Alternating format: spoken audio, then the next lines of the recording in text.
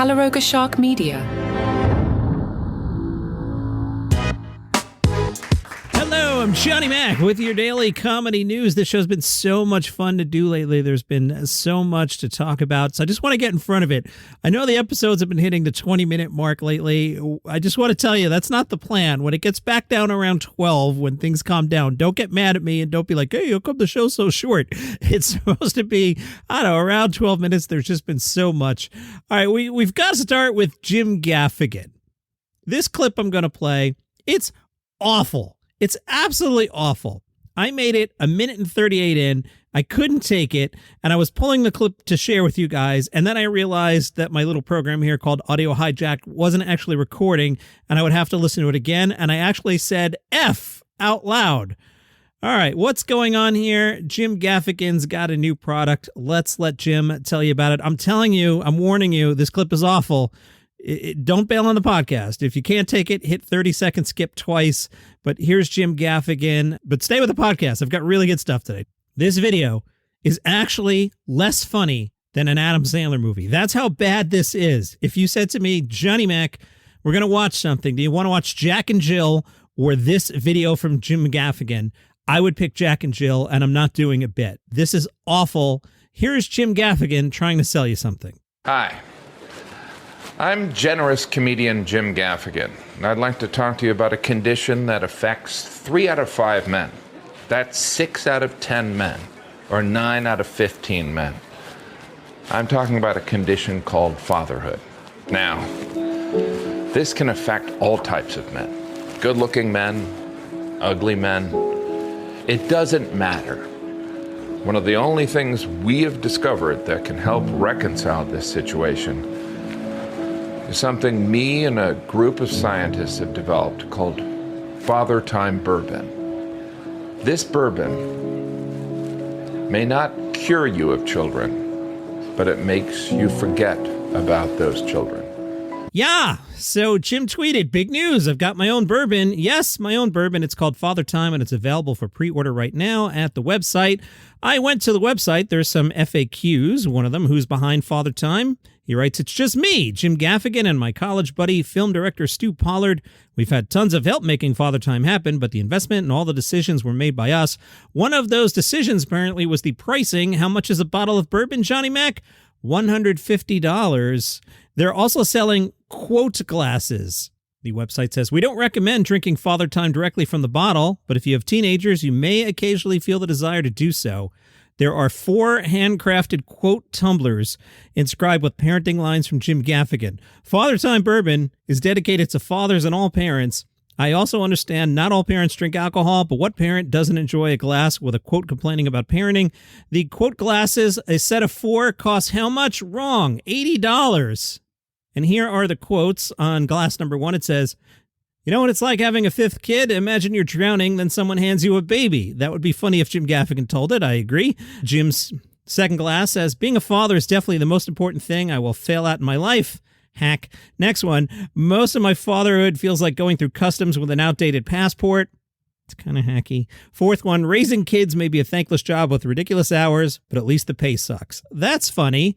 4 glasses, $80 plus a bottle of bourbon, $150. So for $230, you can enjoy the heck out of this product that, I don't know, has sucked all the cool out of bourbon, like all of it. Like if you came over and I was like, want some Jim Gaffigan bourbon in a gimmick class, would you be like, what?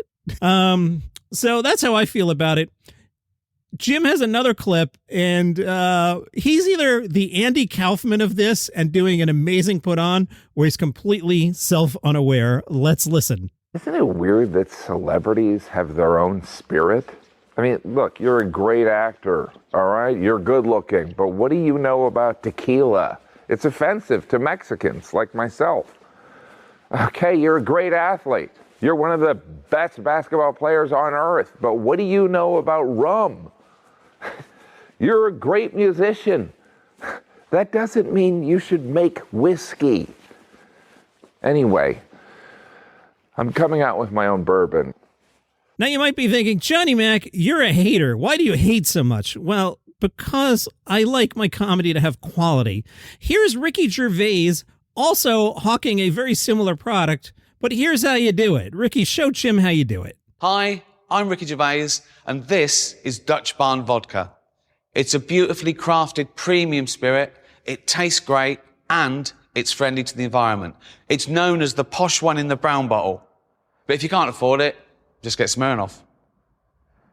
Get that for 15 quid in some places. It does the trick. Now, that's funny. Now, I hope you're still here. I hope you didn't bail on the podcast, because the other day I commented about Billy Joel and how a lot of his songs are gimmick songs, and I might as well have made fun of Taylor Swift while hosting the Golden Globes. It was not, people did not react well. Now I know how Joe Coy feels. Now, if you're like, John, I don't understand. What did Joe Coy say? Here, let me share with you.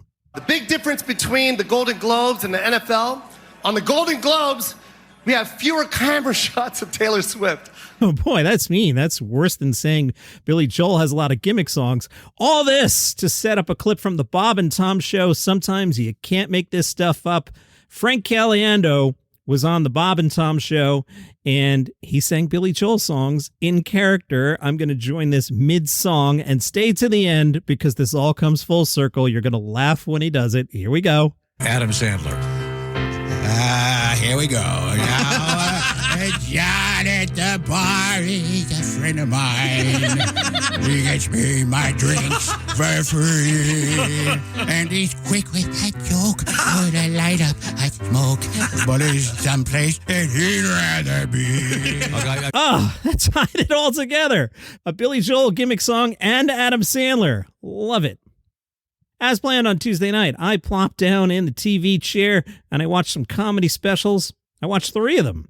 Well, 2.5. The first one I watched, Demitri Martin on Netflix. Really, really good. This gets into, and I talked about it yesterday with an article that I sourced, the whole thing about, is this just an hour taped at the Chuckle Hut and you threw it up on YouTube, or is this a special? Demitri, the direction on this is great. The creative choices are great. It's gimmicky. That's the word of the week, apparently. The word of the week is gimmick. It definitely has some gimmicks in it, but the gimmicks absolutely work. The bit he does with the demon is really funny. The closer is really strong, and that's all I'm going to say. The closer is really strong. I'll give you a chance to watch it. So I like Demitri a lot. High recommend on that. And then I watched Kyle Kinane's Dirt Nap. Wow. I'm going to give you a chance to catch up on it. There is a chunk about 10 minutes in, and it's a lengthy chunk. You'll know it when you hear it, that I think, listen to me, may be an all-time bit.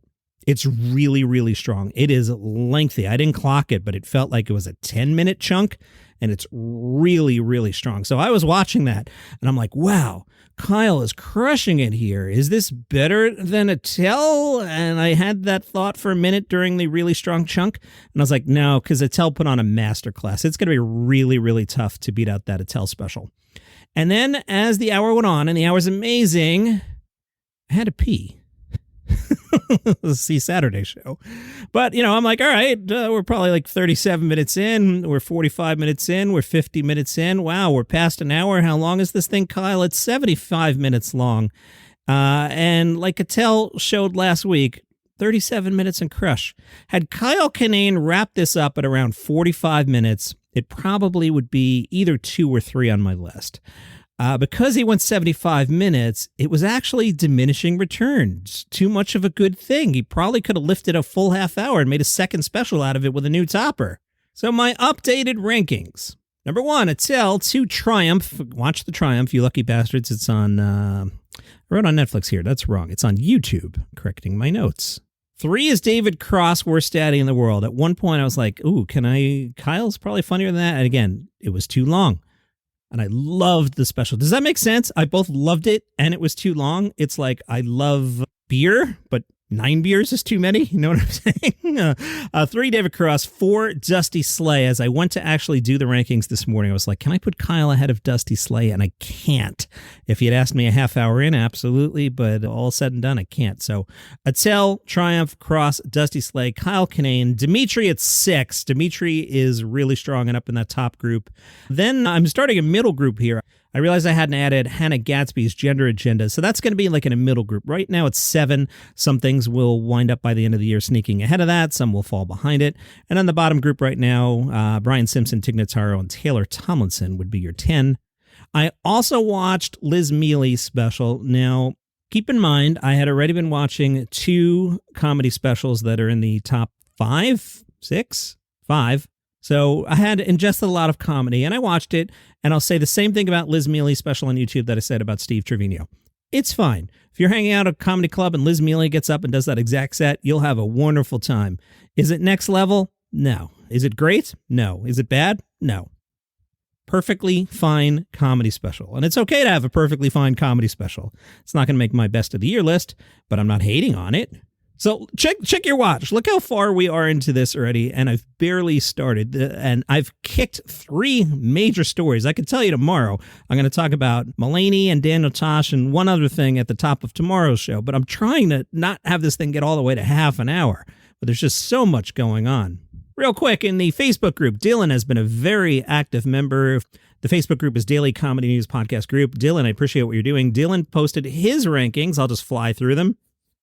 Attell, Kinane, Brian Simpson, Taylor, Soder, Akash Singh, Gaslit on YouTube. Dylan gave it an A-. I'll have to catch up with that one. Dusty, Tig, Cross, Demitri, Mike Epps selling out at 11. Kevin James. Kevin Ryan's live in Philly on YouTube, B-. H. Foley, a C+. Pete Davidson, Donnell Rawlings, Rory Scovel, Hannah Gatsby, Jackie Novak, Steve Trevino. Fun. I like that you guys are doing this. I'm really excited that the Facebook group is starting to really take on a life outside of me posting things. I appreciate that. Matt Rife, not so canceled. He's got a 2 special deal with Netflix. The first will be a full-length crowd work special. All right, let's pretend we're at the casino here, and I have a chip in my hand, and there are 2 boxes. One says good idea, bad idea. I just put all my chips on bad idea. We'll see if Johnny Mac's right or wrong. It's going to shoot at the Comedy Zone in Charlotte, North Carolina, and will be directed by Eric Griffin. I don't know. I feel like it's going to be fake crowd work. I don't know Matt Rife. I've never seen Matt Rife in person, never met him, never seen one of his shows while I'm sitting in the audience, but I don't know. This just seems like a bad idea. I said what I said. Tom Papa says he'll be filming his next special for Netflix in D.C., taping it at the Warner Theater. Great venue, June 15th. The New York Post tells us Sebastian Maniscalco is upset at fees. Now, wait for the end part of this story, because Johnny Mac's spidey sense is tingling. But as the story goes, Sebastian was on social media. Well, that part's accurate. And he said, I went to a restaurant last night, and I got the bill, and they charged me a COVID fee. I asked the guy, what's the COVID fee? He goes, yeah, well, we got to wipe down the menus. Wipe down the menus? You're charging $3 to wipe down your own menus? Before COVID, what? You just brought out the menu with spaghetti sauce on it? All right, funny enough, Maniscalco did not identify the restaurant or say where it was located. And here's where Johnny Mac's spidey sense tingles, Sebastian said. It's a real bad look as a business. Absorb the fee. It's called the cost of doing business. And then he added, that ain't right. By the way, that happens to also be the name of his upcoming tour. Moving on. Kelly Carlin and those people that made that AI thing that Kelly was mad about, you know, AI, George Carlin, they have a settlement.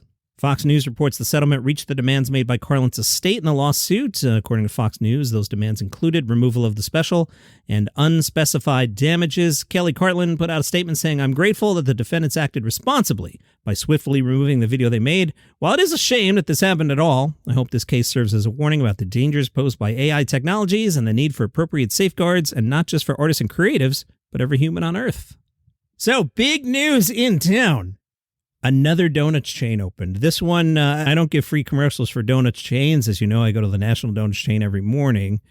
This one, I'll just give you a hint. Quack, quack. You know what I'm saying? So the family came home yesterday with a box of quack, quack. And I was like, oh, all right. And I had a quack, quack.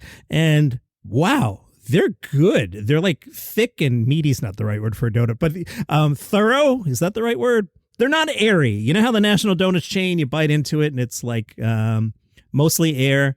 Not like the cream guys. The cream guys, that's like, I don't know what that is. That's like icing on a pocket of air. I love those. I can eat millions of those in one sitting because they're mostly air. National Donuts Chain, not too much to them, but quack, quack. Wow, those are really good. So, I don't know. Good thing for me, Yvonne went to buymeacoffee.com/dailycomedynews and bought not one, not two, not three, not four, 5 large iced coffees with caramel and milk. Yvonne, thank you. Yvonne wrote, I appreciate your opinions on the industry. That's the best part of your show. So I've been a little more candid lately. I will admit that. I've also been a lot more candid on LinkedIn. The LinkedIn part of it is because I'm trying to really build out the podcast company now. Part of it is being candid to get noticed. I'm not putting on an act. They're my real opinions. But in the past, I always worked for a company. And when you work for a company to get candid, usually somebody comes in and eye rolls you and tells you to cut it out because we're a big, giant, publicly traded company. Or if you got some boss who doesn't like your opinions. But now that I'm bossless, I could just shoot from the hip. So thank you, Yvonne, for going to buymeacoffee.com/daily comedy news. I keep forgetting to promote 5 good news stories. Number 5 good news stories. I host that podcast. It's 3 times a week, Monday, Wednesday, Friday. The gimmick, word of the week, is that I tell you 5 stories and they're all good news. Monday, Wednesday, and Friday. Billy Joel calls it a hacky podcast with a gimmick. Joe Coy says the only difference between that podcast and the Golden Globes is the Golden Globes has more pictures of Taylor Swift. I agree. I got it. But 5 good news stories. I'm hopped up this week about it because Apple Podcast is promoting it. So the numbers have really spiked. A bunch of new people listening to me over there. This week, that show is actually more popular than this show, which is kind of cool. Don't root against yourself, Johnny Mac, but 5 good news stories wherever you get your shows.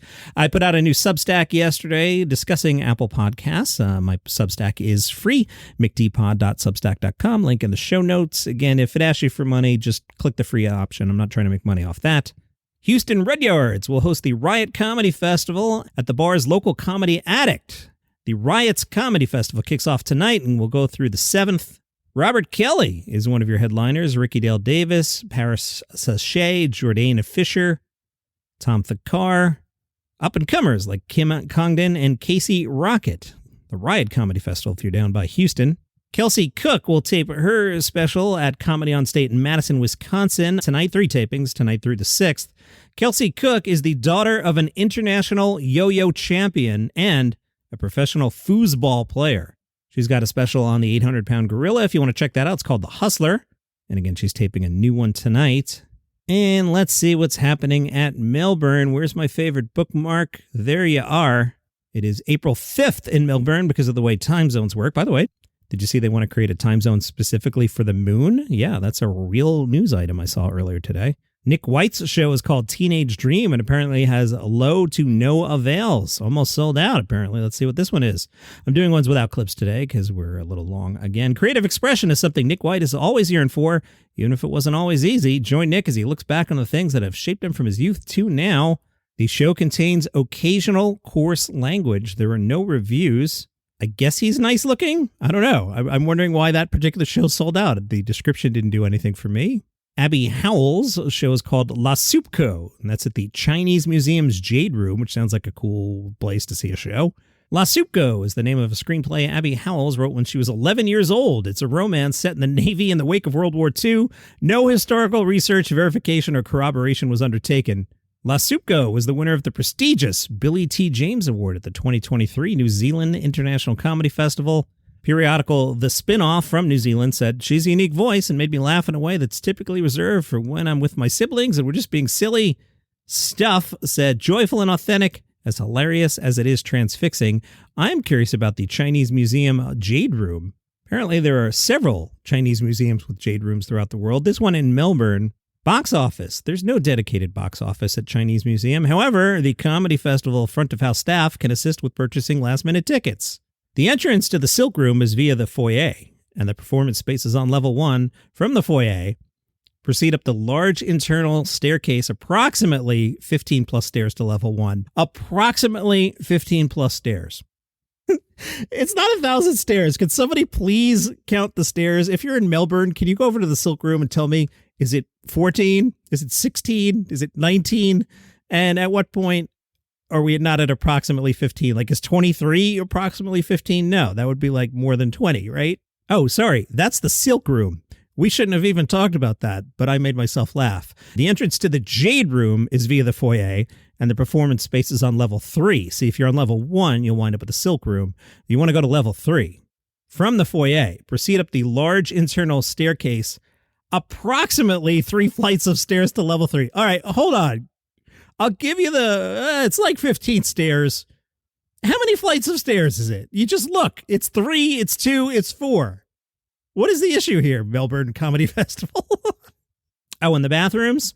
They're on level 1. And that's your comedy news for today. If you enjoy the program, tell a friend about it. They might like it too. Tomorrow's going to be long as well. I'm having a lot of fun. Thank you for listening. See you then.